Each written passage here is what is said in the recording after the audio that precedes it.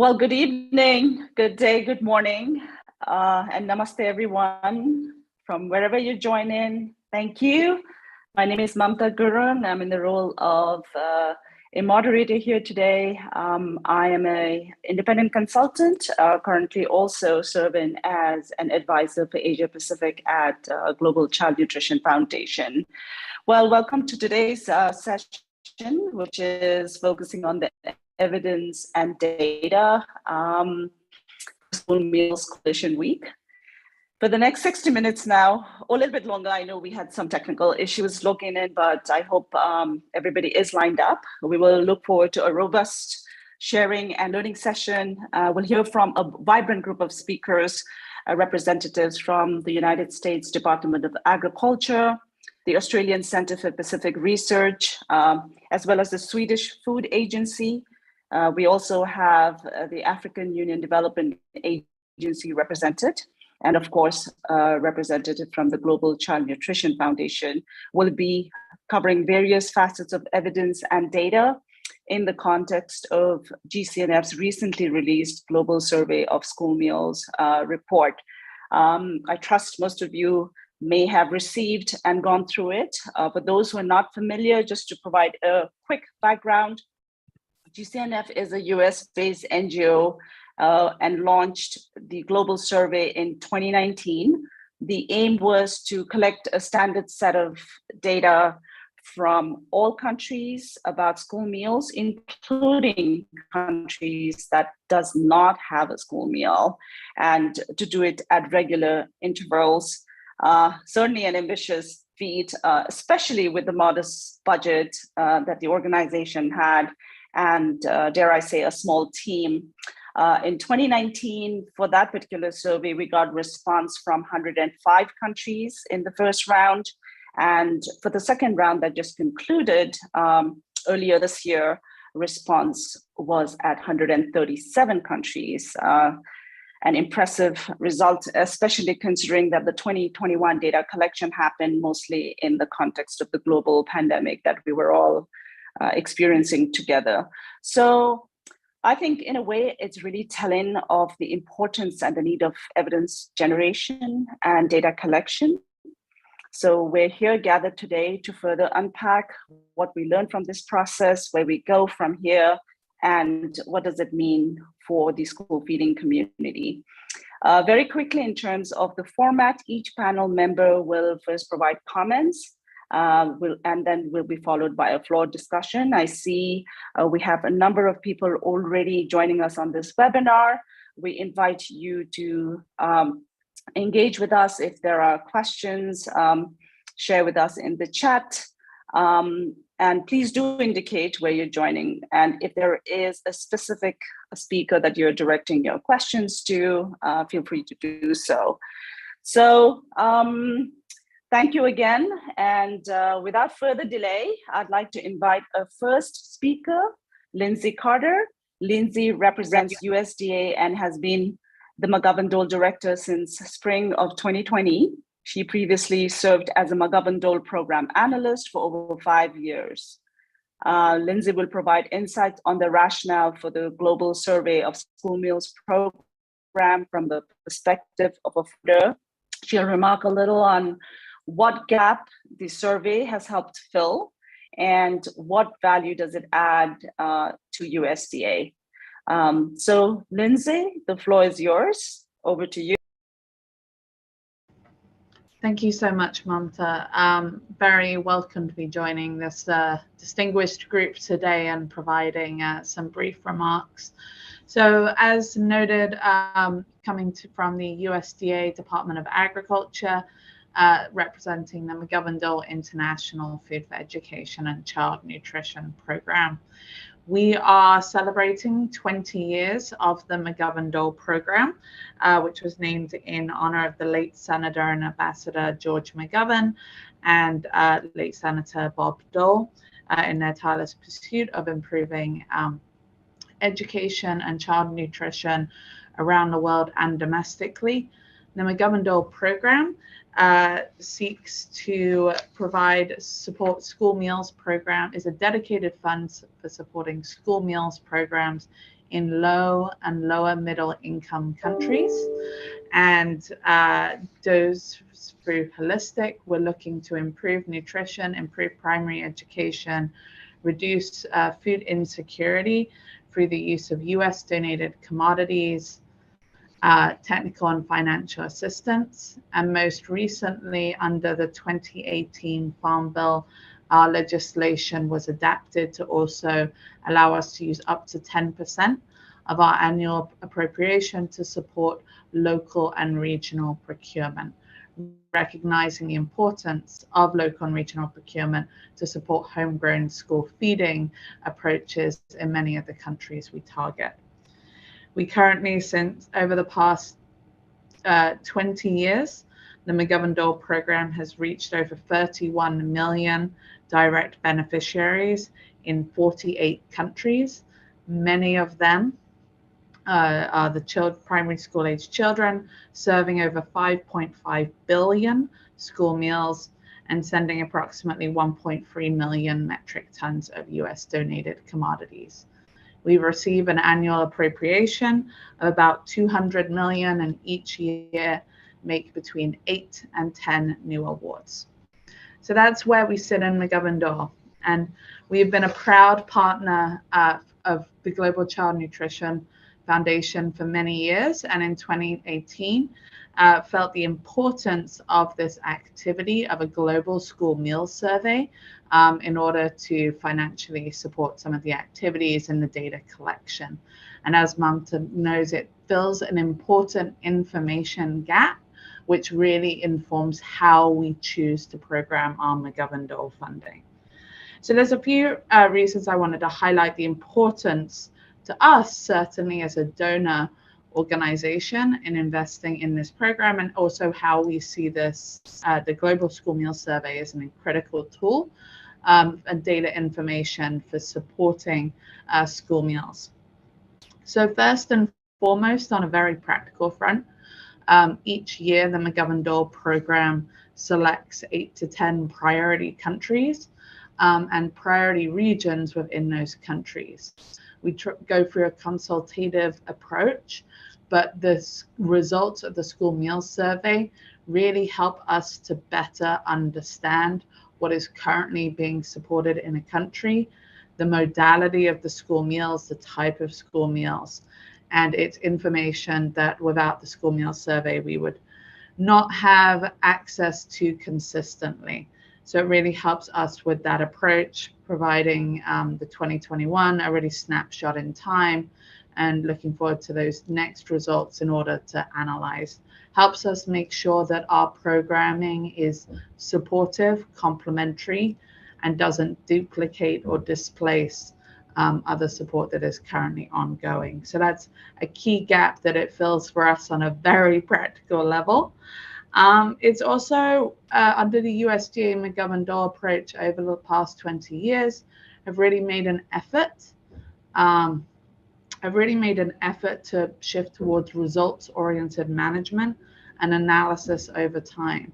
So do want to appreciate, and I think we'll probably get into more depth of the school meal survey taking a picture, but also going into key topics and cross-cutting issues we know are critical to school meal delivery. And making sure it's holistic and supporting the health of the learner. And then some other gaps on the importance of a school meals, having spent many years in the sector, is advocacy on the importance of school meals. Bringing together 136 responses is no small feat. So I want to commend Gcnf on all the efforts to get, and all the participants in the survey for getting such a large data source together. But it really advocates the importance of school meals when we make the effort to collect this data and we make the effort to use this data.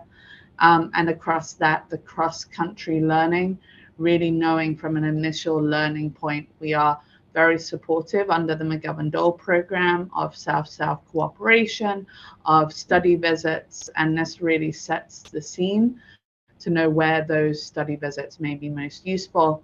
With 136 countries, maybe even going to some different countries we haven't previously considered. So I will wrap up my comments very promptly there and say we're looking forward to, over the years, seeing how the school meal survey grows, both in maintaining the amount of participation, the depth that we're able to understand, but really as the school meal survey moves snapshot from snapshot, better being able to understand how school meals are changing over time around the world, the different modalities, and dare I said also the most recent impact of where school meals importance is growing, but we also find ourselves challenged with food security and tightening fiscal spaces.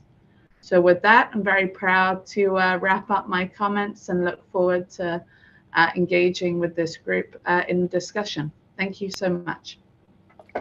Thank you so much, Lindsay. And you did a phenomenal job sticking within the time.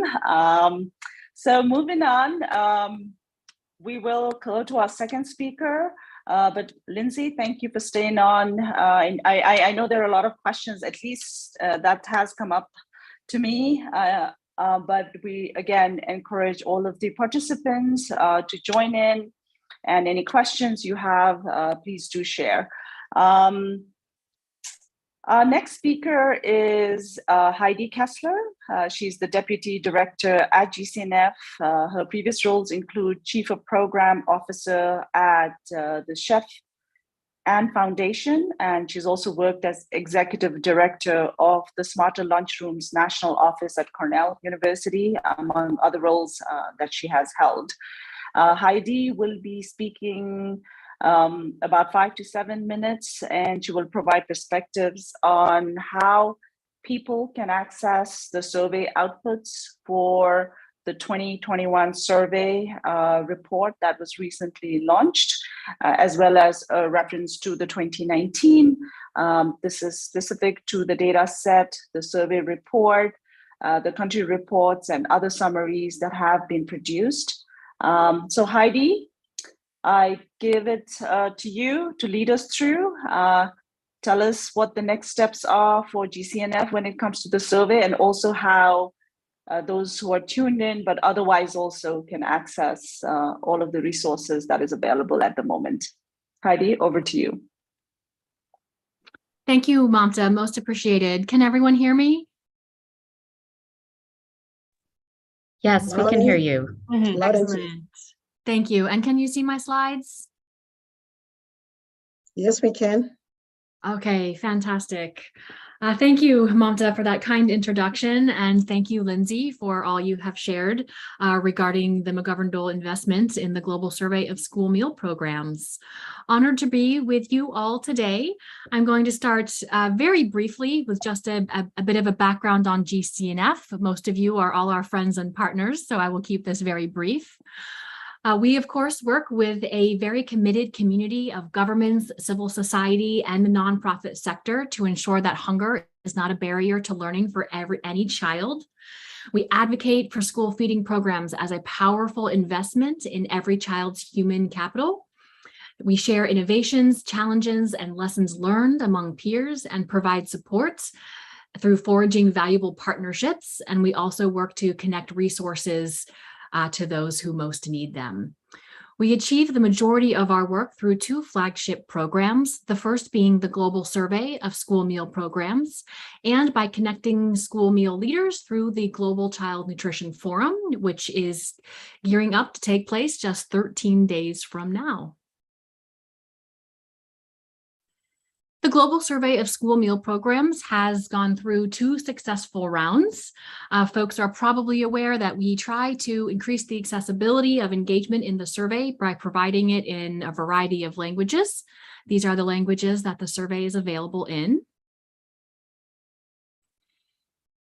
As a result of the 2 rounds of the survey, it's really exciting to be able to share that we have data from 154 countries who were able to report some type of information about school feeding programs in their country. You can see the spread and the diversity of participation here. Based on all of this participation and the active data that was reported, we were able to publish 2 different reports.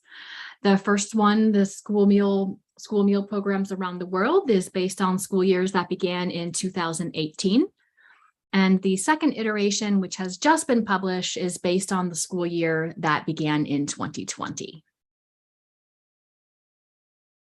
We have executive summaries available in these four languages: English, French, Portuguese, and Spanish. And most importantly, we wanted to make sure that everyone was well aware that the data set that makes up these reports, and that is the result of every single survey that was completed, is available freely to the public.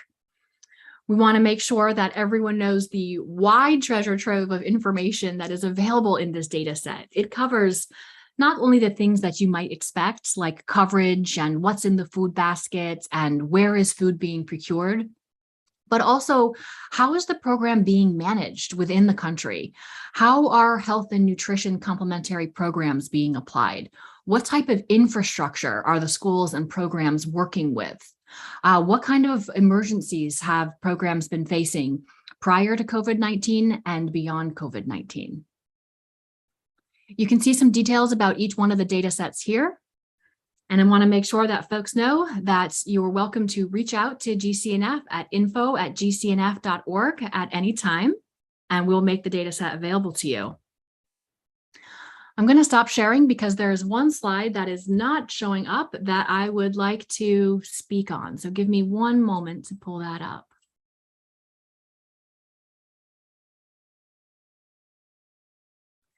So to give you a little bit of a incentive, I'll put my video on here. Hi, folks. So to give you all a little bit of an incentive of tapping into this data set that is available, I wanted to talk a little bit about the kinds of things that you can find in the data set. So for example, are you curious as to how many girls are fed school meals? Well, I'm not going to give you the exact answer in this presentation, but I can let you know that just over half of the programs in the 2021 survey were able to report gender disaggregated numbers. It's interesting to discover that those numbers are more readily available in low-income countries than in higher-income countries. If you want more information, check out the data set. Perhaps you're curious as to how many national governments invest in school feeding and how much do they invest? Well, the data set shows that 53 countries, including some from all regions of the world, are able to provide 100% of the school feeding investment for that country. If you want to find out more, check out the data set. Perhaps you want to know where countries are sourcing their food from. Well, 87% of all programs are procuring at least some of their food through the domestic market. And 38% are procuring at least some of their food from foreign entities. If you want to find out more details, it's in the data set. If you want to find out how long schools were closed during COVID and what was the impact, the data set shows that 78% of countries indicated that most schools were closed or operating remotely for at least a month. But importantly, over 1/3, 38% of countries indicated that schools were not open for in-person learning for at least 6 months. And of course, we know that school meal programs during this time were confronted with the immense challenge of reaching children with food, even when school was not in session. So to find more information, more details, please check out the report and also feel free to dive into the data set. The information from the survey is only as helpful as it gets into the right hands and can help direct investments, support advocacy, and help us monitor progress over time. Thank you so much for your time. Thank you, Heidi. And yeah, I think certainly the highlights that you provide will excite people to go access it. Again, as Heidi mentioned, it is for public consumption, so do reach out. I'm also going to, I know, Heidi, you won't be able to stay for the whole session, so I'm going to take a little bit of a moderator prerogative here. And if there are questions that are specifically directed to Heidi, I will invite our colleague Ayala perhaps to respond if she feels comfortable. So we move on now. We've heard from the funder side. We've heard from the organization that conducted and implemented the survey. We will move on to a speaker who's joining us from Australia. So Dr. Sarah Burkert, first of all, thank you so much. I know it's about midnight there, so we really appreciate you making the time. Dr. Sarah Burkert is a senior lecturer in nutrition and dietetics at the Australian Centre for Pacific Islands Research, and also chairs the recently formed Pacific School Food Network. Some of you may have joined the session that she led yesterday.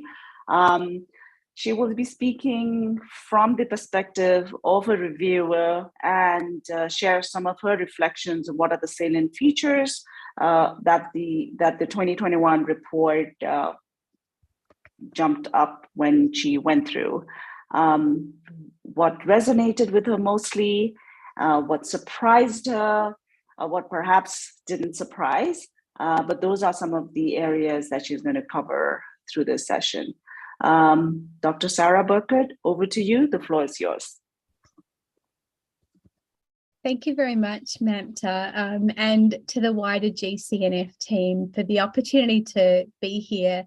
As you mentioned, it is the very early hours of the morning for me, so I will try and restrain any yawns or anything else that might show that it is the middle of the night. But it's a real pleasure to be here in the capacity of someone who was able to review this report too. And what I am going to try and do in the short period of time that I have is think about 5 reflections from that report, and where possible, provide some context to why that's relevant to our region. Before jumping into that, for those of you who might not be so familiar with the Pacific region, over the past couple of years, with a lot of support from GCNF, we're really seeing some motivation around school meal programs and thinking about school food environments more broadly. So it's a really exciting time for us, and something that I hope will come through in these reflections is the opportunity for us to learn from what's already happening, and how having this report really enhances that and supports that. So I will stick with my 5 reflections just to make sure we do stick to time. But my very first reflection, and this does link back to some of what Mamta did say earlier on, is around the scale of this survey. And I think when I picked this up and saw that there were more countries than in the very first survey report, that really was quite surprising to me. And like Mamta said, I think perhaps that does highlight the value of school feeding, particularly because we've been through COVID. And while we knew that there were benefits to that, that's really been enhanced and I guess validated in terms of that. What particularly for me with my, I guess, Pacific region bias was really pleasing was to see more representation from the Pacific region. And I think the GCNF team have done a wonderful job in reaching out and really supporting the region to get involved in the survey too. And while we don't have, I guess, the same scale of school meal programs and the same range of activities going on as what might be seen more broadly, it's really nice to see that reflected. What I also really liked, particularly going through the report and thinking about the transferability of the findings and what this means long term, is the potential for tracking over time. In our region, that's something that we do find quite difficult, is to actually have clear data on what's happening and how things are changing. And I think for us, the more we can get involved in this survey, the more that helps us to think about what is actually changing and how are we going with progressing towards having more school meal programs and school feeding, but other types of school food activities as well. One point as well that was really, I think, pertinent to me was thinking about the language and terminology. And I think this is always a tricky one because we do have different words and different ways of expressing the same concepts. But I think that's a real challenge. And I know that that's picked up in the report. around having that same terminology and language and definitions to really help with sharing. What is really useful for this report, as I mentioned, the Pacific is probably not as, there's not as much in there from our region, but for us, it's really inspiring to be able to see all of this data come together and to actually look at the scale of what's happening in other countries. And I think particularly thinking about how do we learn from each other and share, it's a really important document that can really help us to think about what would we like to learn and where might we go to think about learning about those particular activities or programs. My second reflection links again back into COVID-19 as well. And you will see in the report, if you haven't already yet, that there seemed to be a greater appreciation of the value of school meals, which I touched on in reflection 1, and a greater focus on hygiene. And I really enjoyed reading about how programs had pivoted during that time and what was included in the report, particularly the little snapshots that you can find in there. And it really made me think about how do we learn from this and use it for other scenarios. And that is touched on in the report. But for me, that really came through as thinking about, there is the potential for other pandemics, but within our region in particular, we have a lot of challenges in terms of climate related impact, and thinking about if we have tropical cyclones or if we have other things that are happening within our environment, how do we take some of these learnings so that they're not lost, and how do we use and contextualize them for our particular environment? But what I did really like to see in that report was the reference to what are the trade-offs between some of the ways that these programs have pivoted, and then thinking about nutrition and livelihoods and sustainability. And I think that's a really interesting point that could be taken forward, and thinking about what are those trade-offs, and are they positive, are they negative, what are we, how do we balance those? Because I think we have to be thinking about that pivoting as well.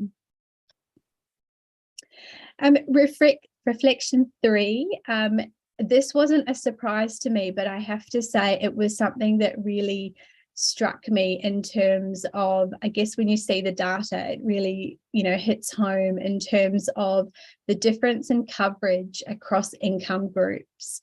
And this is a quote that I have just taken from the report, that there was a strong positive relationship between wealth level and coverage rate, evident among children of preschool, primary school and secondary school ages.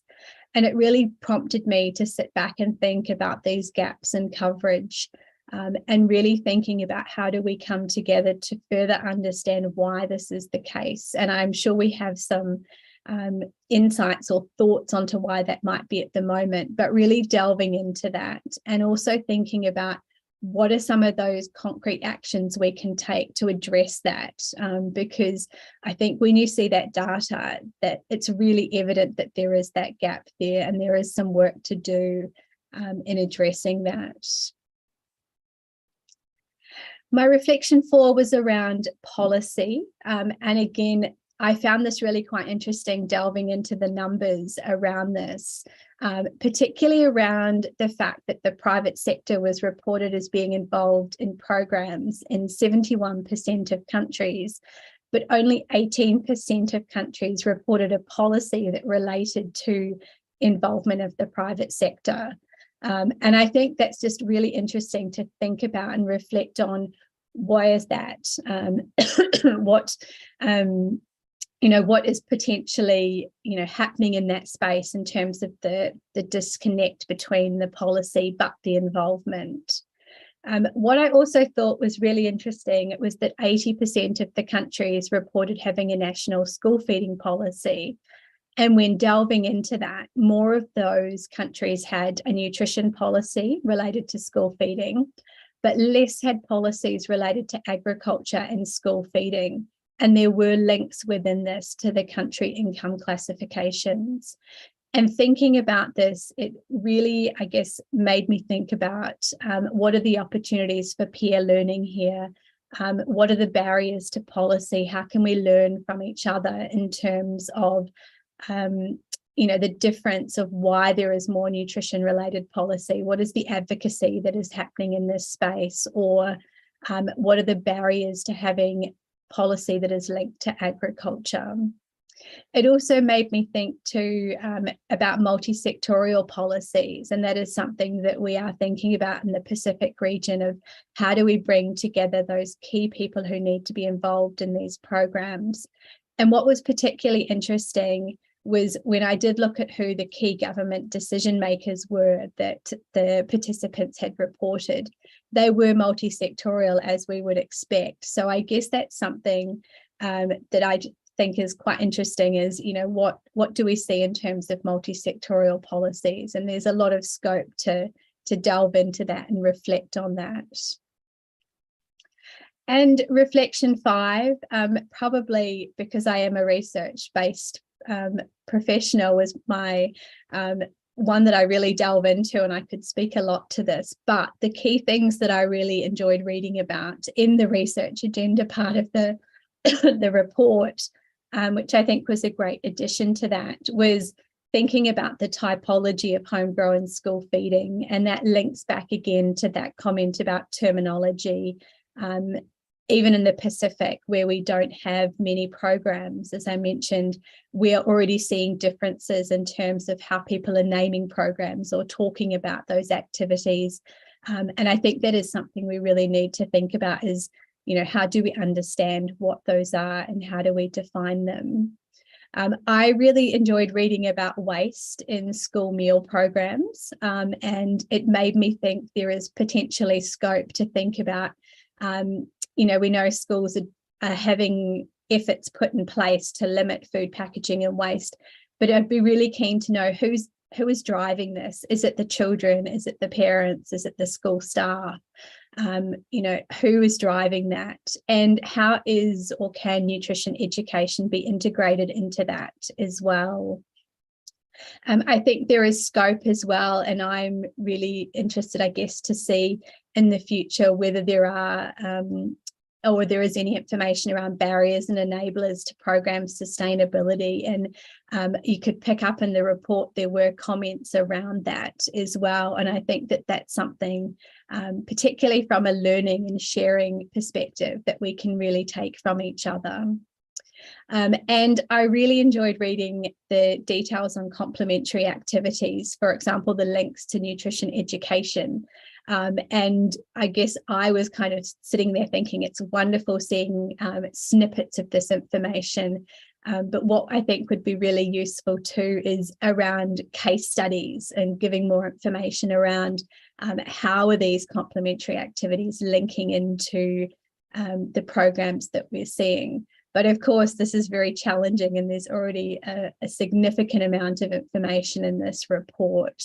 But I will, I guess, kind of close up there in terms of time and thinking about it. But I really thank the Gcnf for the work that's gone into this and the opportunity to be involved. I think there's such potential to learn from this process, and I think that's what really excites me the most is having all of that information together. How do we use that and how do we move forward as well? So thank you very much for your time and for listening, and I will pass back to you, Mamta. Thank you so much, Sarah, for the thoughtful reflections. Really helpful, and I echo your excitement about the Pacific area getting more representation. Something else is that the periodic intervals of the survey being conducted, our hope is that we can over time also show a trend of how many countries are getting involved as the years progress. So that's something to look out for. So we move on to our next speaker. And I am delighted to invite Emily Eriksson, who is an administrative dietitian at the Swedish Food Agency and project manager for agency's National Center of Competence for Meals in Schools, Healthcare and Social Services. Emily Eriksson now speaks to us from the other side as a survey respondent. She served as the focal person for Sweden. She will be sharing her reactions and perspectives with us on taking part in the survey. And Emily, if I may, in your remarks, perhaps you could also touch upon how we've seen a tremendous increase of participation from the European Union countries. Why this happened compared to the 2019 to the 2021 survey, and what does that mean for Europe? So Emily, over to you. Thank you very much. Good afternoon, everyone. It's afternoon here in Sweden. Thank you. And I will just start with putting Sweden on the map. We're a Scandinavian country in the Northern Europe, and Sweden has a total population of 10.4 million, and around 2 million meals is served in preschools and primary schools every day, or every weekday, we'll say. I work at the Swedish Food Agency, who is the agency responsible for safe foods and for Swedish nutritional recommendations. And we work for sustainable and healthy food consumption in the population. When it comes to school meals, Sweden takes a leading role. All school meals are financed via local taxes, and so it has been for over 70 years. So we have a long history here in Sweden with our school meals. Each municipality, a total of 290, are in charge of the meals in preschools and schools. And because of that reason, we see the importance of collecting data to be able to make comparisons between both municipalities, regions, and countries, of course. And even though we've come far in Sweden, we have challenges as well. For example, we have challenges in linking the school meals to the education and to learn children about where the food comes from. So we're looking for ways to make it easier for schools to visit their local farmers and so on. So because of that, it was really interesting to read in the report from the survey that across all programs, 59% reported that they had direct engagement with farmers. And we see that we in Sweden have much to learn from others about integrating school meals in the local agriculture and the local economies. Since 2018, we have been following up how the public meals are developing through national surveys. The results show that school meals is heading higher quality, meets ambitious environmental goals like minimize climate impact and less food waste, just as there is more trained chefs that wants to work in school canteens in Sweden. And that is fantastic results, but because that we have had school meals for so long, we sometimes take them for granted. And since every municipality is setting their own budget, goals, and level of ambition for the school meals, the quality varies in Sweden's 290 municipalities. So another challenge in Sweden is that several national authorities is responsible for different parts of the school meal system and are responsible for different statistics, which made it difficult just to fill in the survey. But I had a great cooperation with colleagues in other national authorities. Data is needed to increase awareness of the impact school meals have for equal health and education among children. Data is valuable and useful to make comparisons and to be able, my lights went down, but I keep on. able to measure development on both short and long term. It's necessary when we need arguments for making the investments required to secure access to school meals for all children in the world. Because it's always about priorities, and we have to make sure we have the long-term effects for our eyes to meet both environmentally, social, and economic sustainability goals in Agenda 2030 when we continue the work with the school meals. Therefore, the fantastic job the Global Child Nutrition Foundation have been able to do is really important. And the results from the survey has the ability to drive development forward and give us new knowledge with international perspective.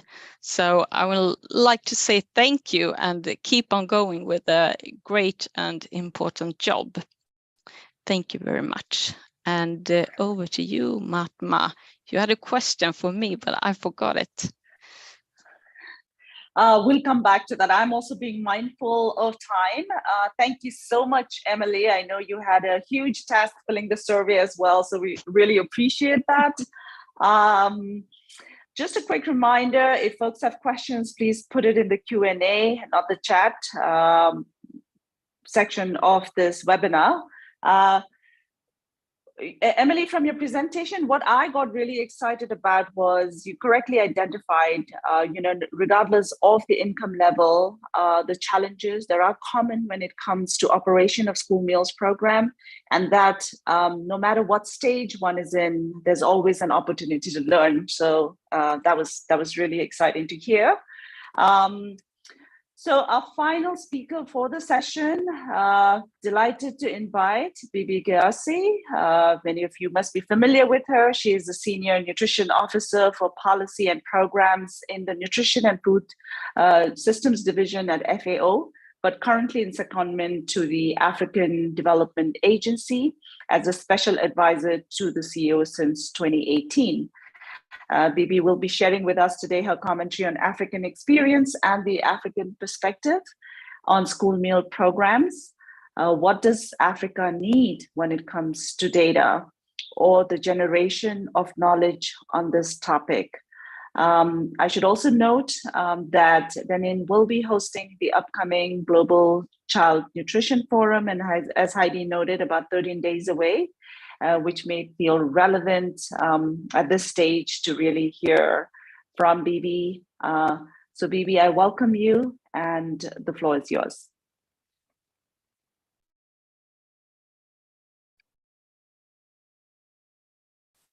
Mamta, it looks like we may have had a hopefully momentary connection problem with Bibi.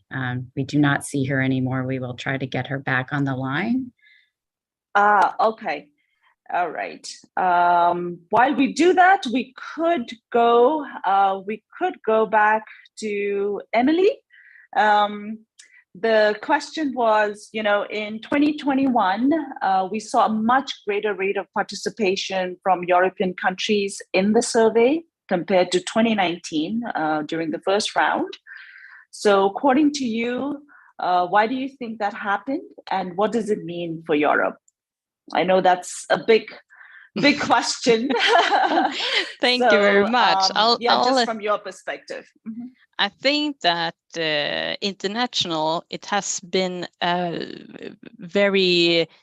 more focus on the importance of school meals for equal health and equal education for children in all countries. And I'm happy to hear that many more countries were able to fill in the survey. For the Swedish part, I think it was a bit the same, that it was a bigger international focus, and it was more expected that we from Sweden would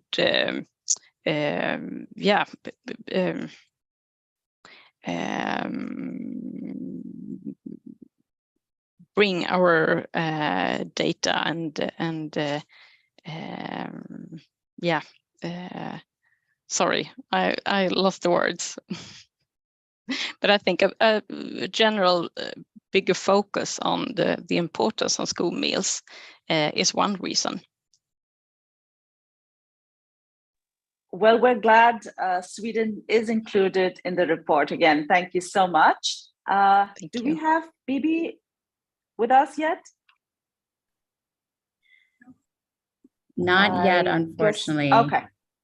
Okay, sure. All right. Professor Bundy, I see there was a question from you, and I see that's already been responded. So I suppose we can move on.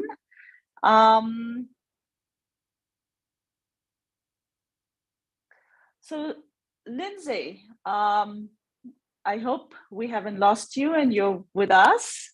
If I can direct this question to you, and this is so we did collect some questions in advance as well. So Lindsay, if you can hear me, if you could perhaps comment on how the McGovern-Dole program, you mentioned already it's 20 years of the program being in place, which has worked in a tremendous number of countries in all parts of the globe.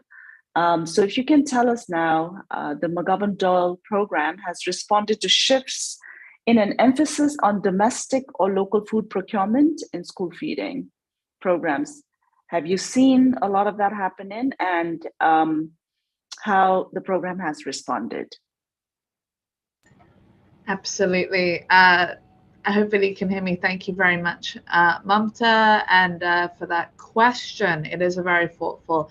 Over the past 20 years, the program has certainly evolved.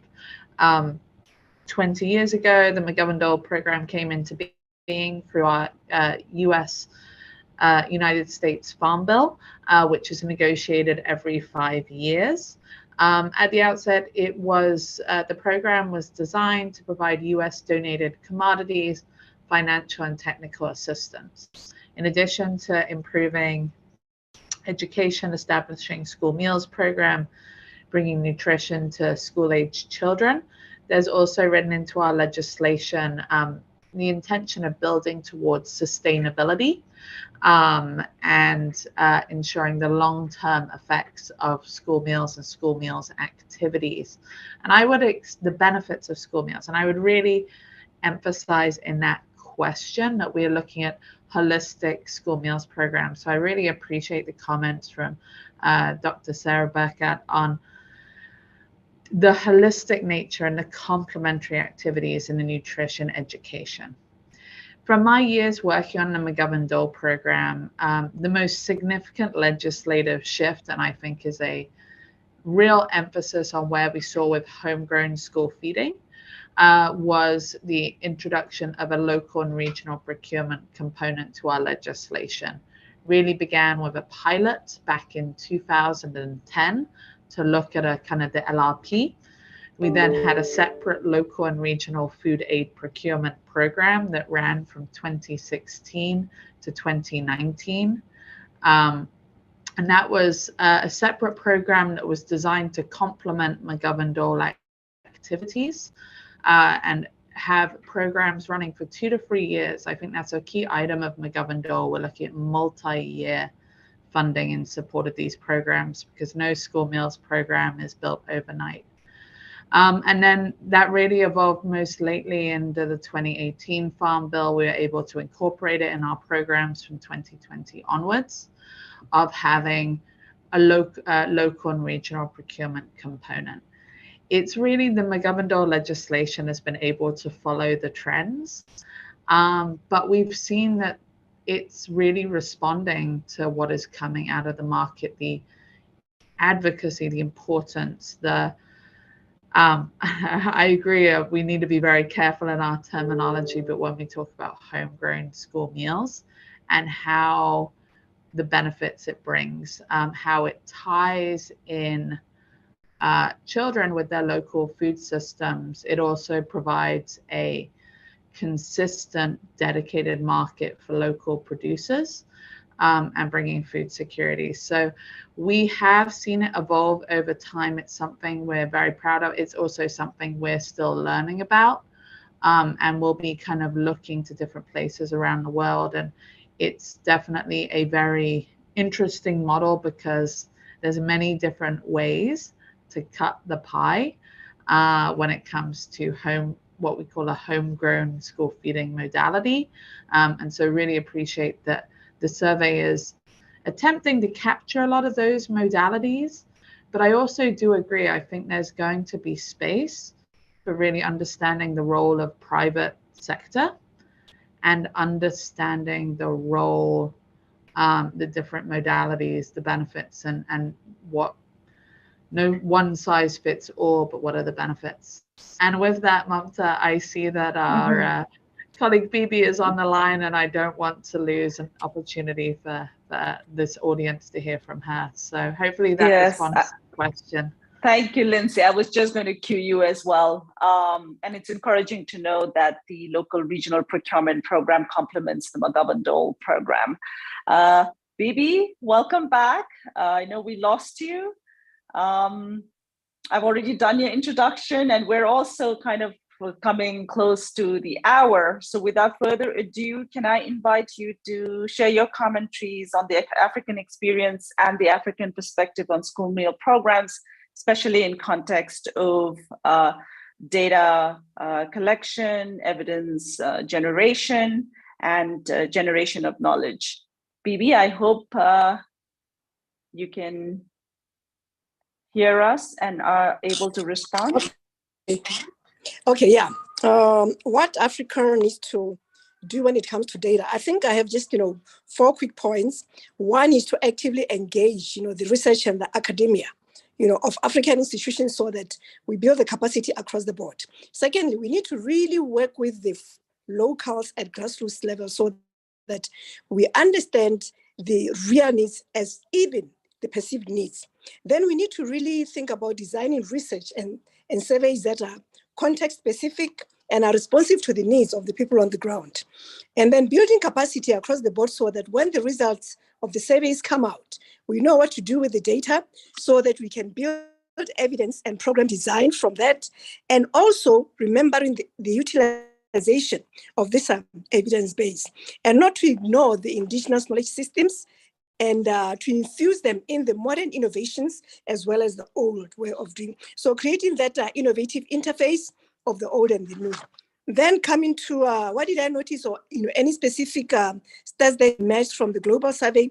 One is that in many countries there are several implementers of the program, but sometimes they don't speak to one another. So they are fragmented and it's a staccato fashion kind of approach. And then secondly, the policy space remains very weak in my view. Somebody mentioned that there are school meals policies, but in fact there are school meals as relating to nutrition and not all the key sectors. And lastly, coordination. It can never be overemphasized. Let's stop the silo approach. Without doubt, our investments remain very weak. Therefore, we need to instigate for African governments to invest in school meal programs. And my experience in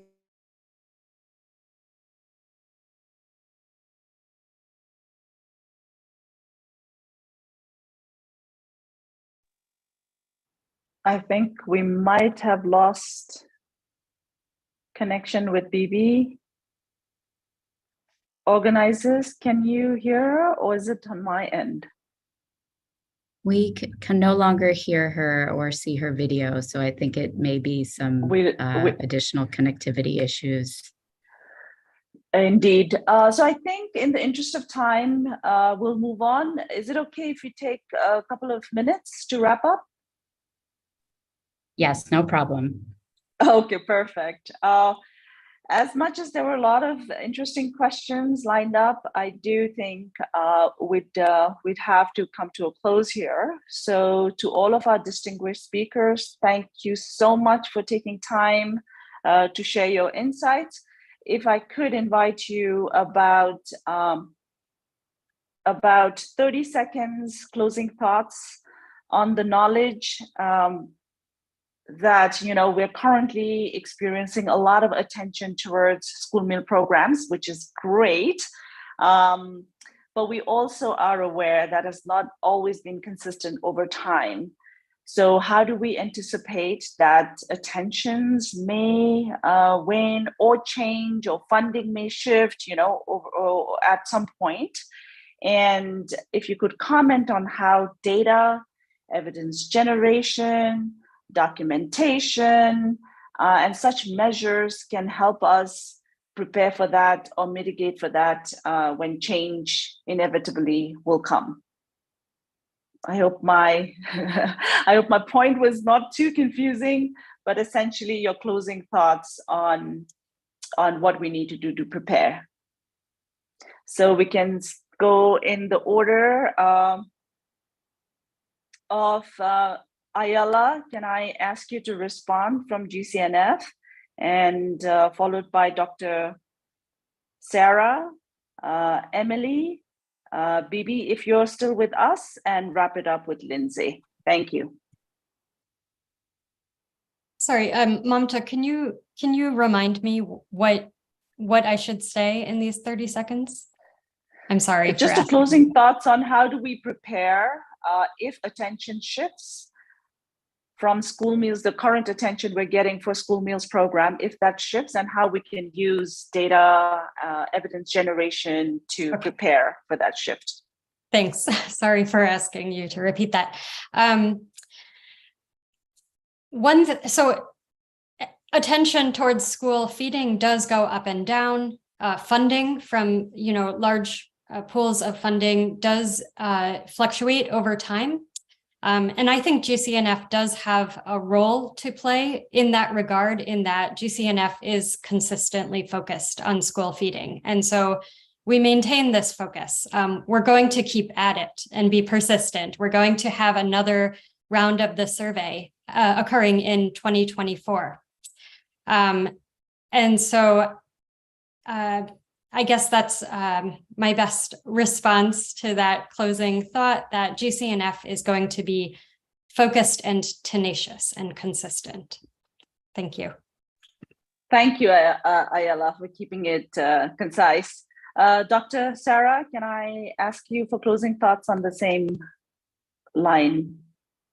Sure. Thanks, Mamta. I think that's a really great question. And I guess very briefly, I think my response to that would be around ensuring that the right data is being collected. And I think in that perspective about, having this data to evidence the value, if there is that changing interest or priority put on school feeding meals, is thinking about understanding and collating what is making programs successful and sustainable now. And I think being able to go back and think about what is being done and actually recording those changes and the success of those changes, so that when, potentially there are challenges to funding or resourcing, that there is an opportunity to go back and say, well, this happened, or a similar thing happened in another context or another place, and this is what was done in response to that. So I think my comment would just be around the record keeping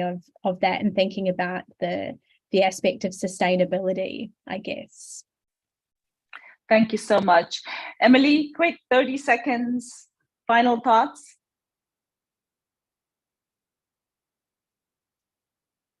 Emily, are you with us? All right. Lindsay, I think we might have lost Emily. Lindsay, can I ask you for your final thoughts, please? 30 seconds. Very brief. I think I agree with items. We need to be consistent in our messaging. We've been able to keep the McGovern-Dole program going for 20 years and growing, and we're going to keep on doing that, being evidence-based and consistent in our evidence, and our messaging is going to be the best story we can tell. Thank you. So that brings us to the hour. Thank you to the School Meals Coalition team for all of the work that you've done behind the scenes to put this School Meals School Meals Coalition Week together and for giving GCNF an opportunity to lead this session. Thank you, of course, to all of our distinguished panelists for making the time and for sharing your insights. Greatest appreciation to everybody. I see about 47 participants who are with us, joined us for engaging with us. And I must wrap up the session thanking Ayala, whom you saw very briefly from GCNF. She's a research lead and was the brain behind making this session possible. So take care, friends. Thank you. Stay healthy. Be well. Namaste.